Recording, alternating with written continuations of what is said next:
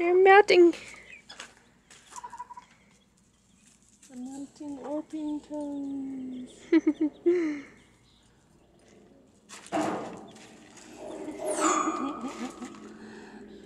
All the rocks. Anyway, welcome to City Homestead. I'm Ruth, and today is our bi-weekly homestead tour. And I'm excited to show you what's been growing, the changes, some of the changes we've made, and hopefully you'll enjoy the tour. I'm excited about things that are happening here. So, our broody mama has had her babies for almost 2 weeks now, and they're out. They've been running in the main coop. It's always amazing to me how the mamas will protect their babies, and how, for the most part, the bigger chickens just leave them alone.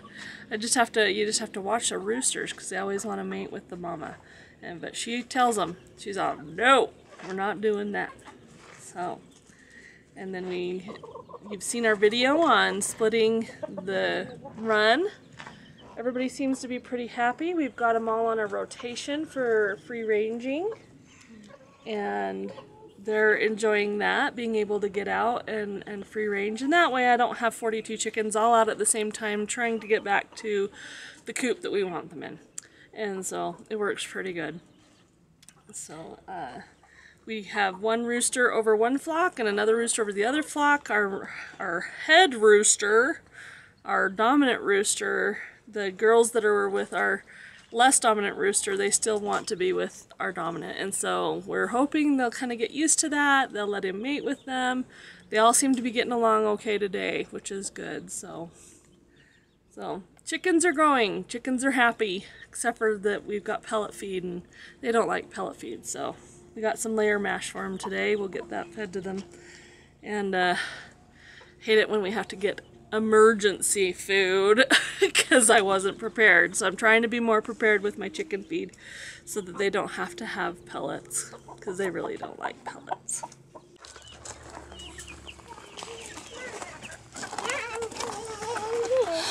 Of course you are.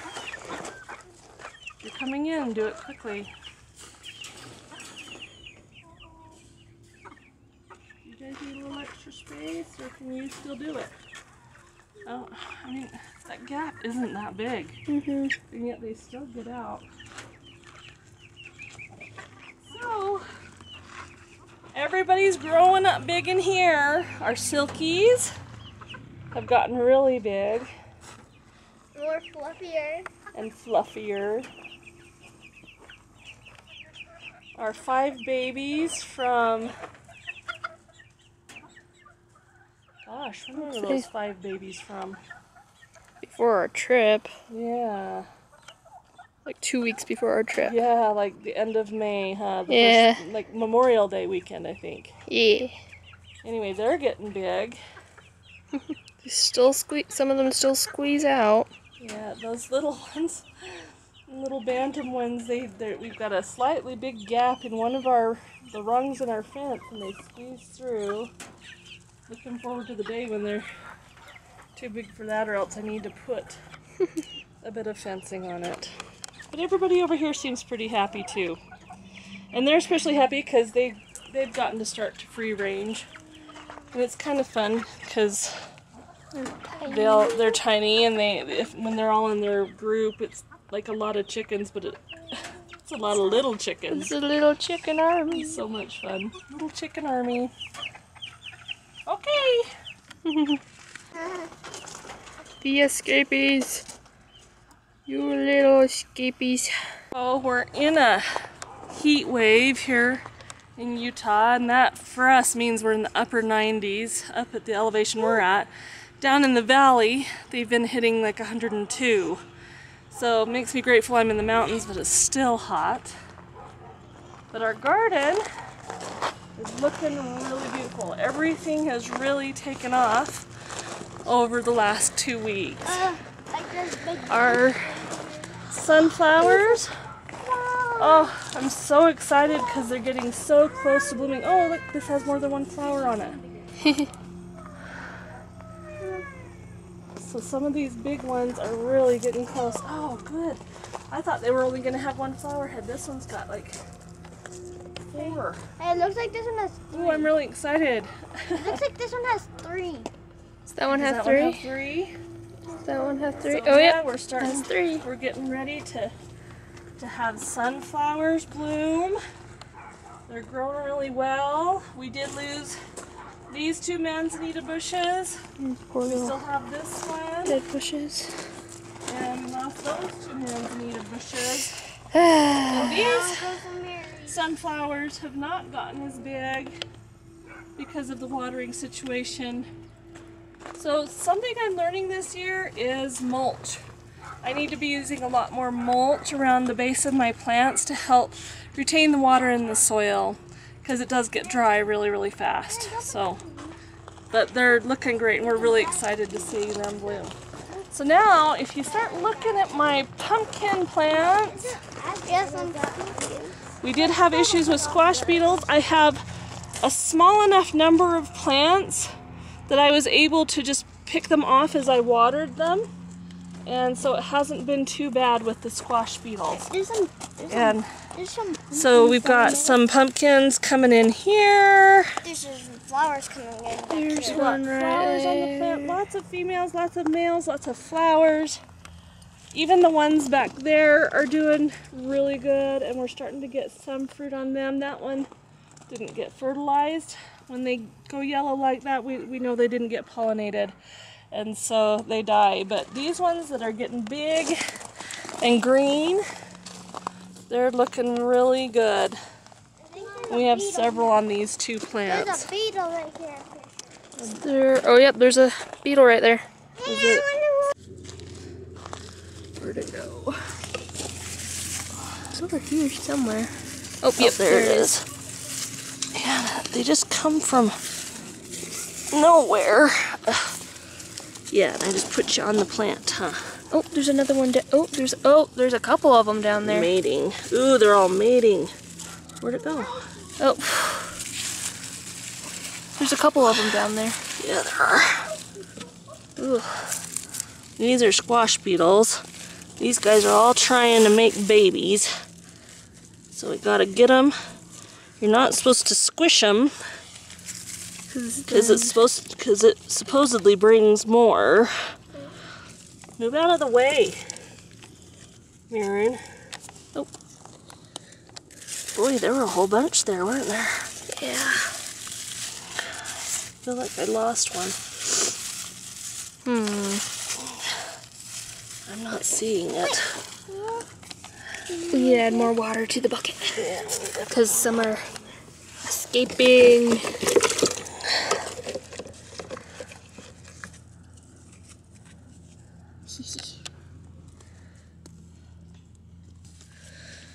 Yeah, that was a whole bunch of. That was a lot of squash beetles. Squash beetles. I wonder if I should check over on the back of this one.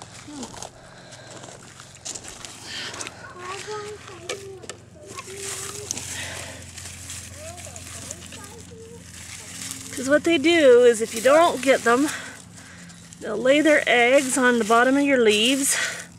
And I really haven't seen that yet. And then they'll just decimate your squash plants. I've been pretty lucky because, like I said, I don't have a large amount of pumpkin plants.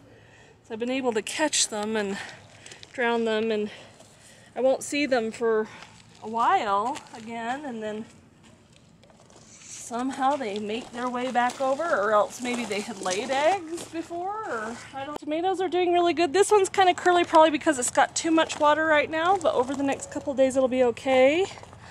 Like I said, we've got good fruit there. We've got some fruit coming on over here, a couple.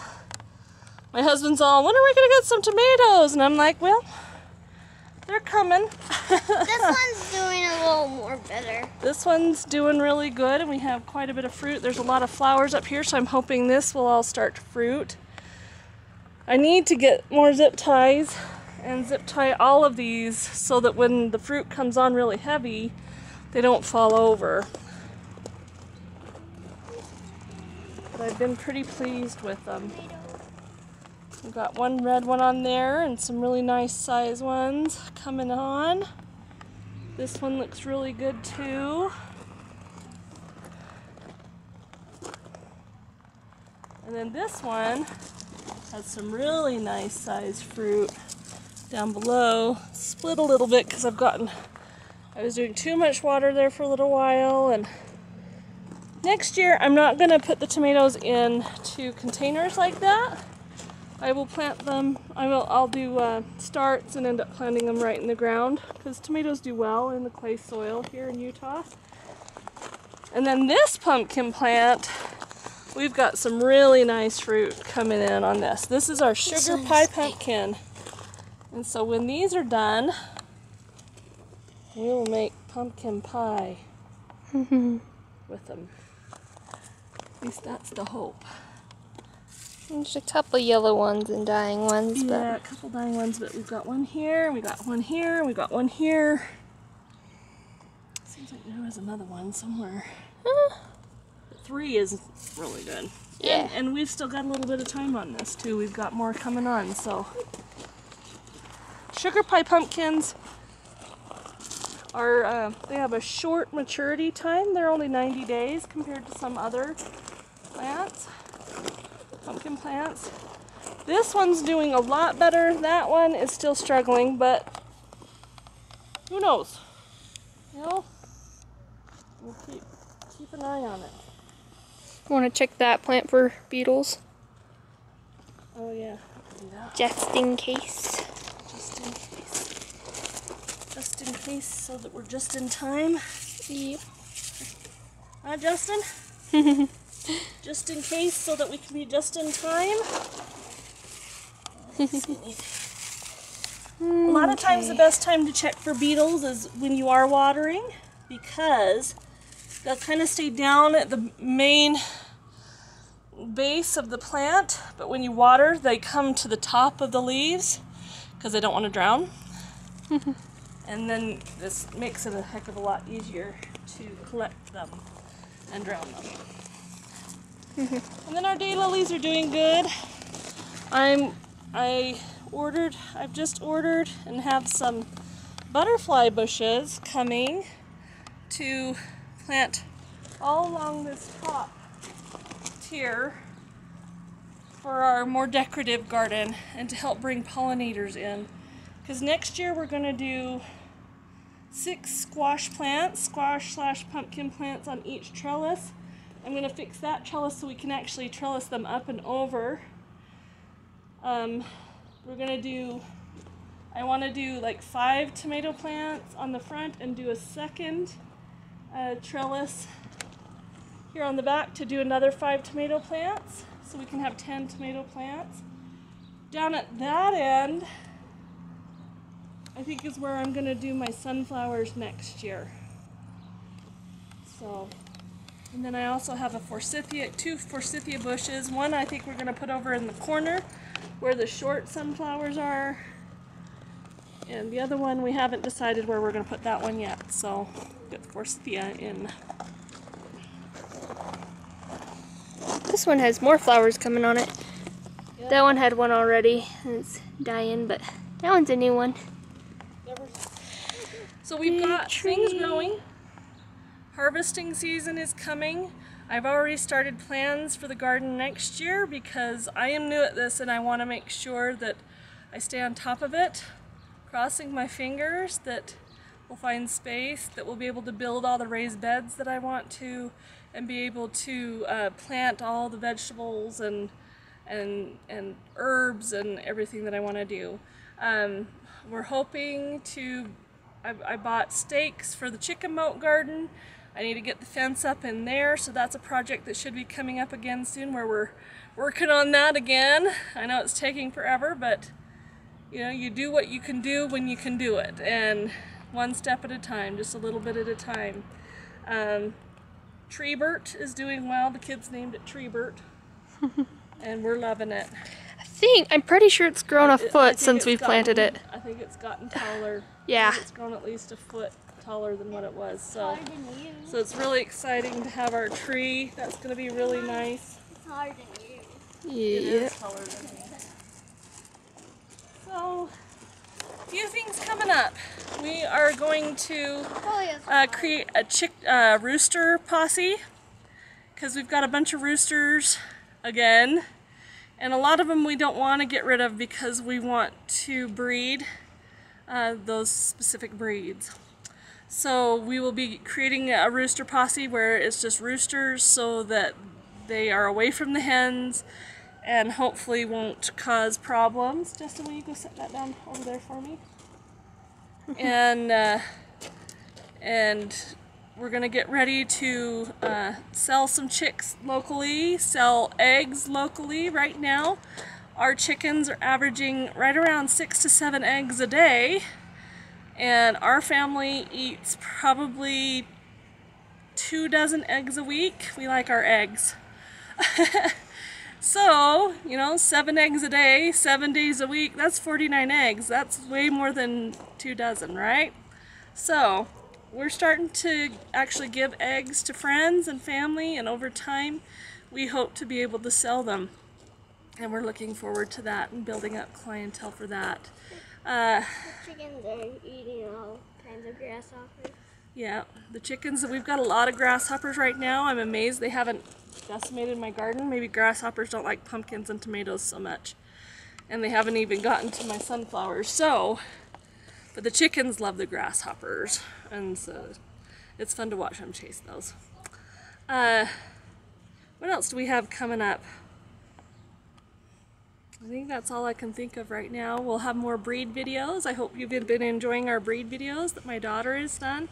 I think she's done a great job, and I've learned new things about the breeds that we've been having. And so I know we've already got one person that's already requested a specific breed. It's one that we don't have, so maybe in the future we can look at breeds that we don't have and try and do breed videos on them as well. Okay, I think that's it for our tour today. We're really glad that you joined us. We're glad that you join us every time. We're so grateful for all of our subscribers, for all those who send us such nice comments on Instagram and Facebook and even here on YouTube. And we hope that you will join us again here at Hub City Homestead. And we hope to see you again next time. Bye-bye. Bye.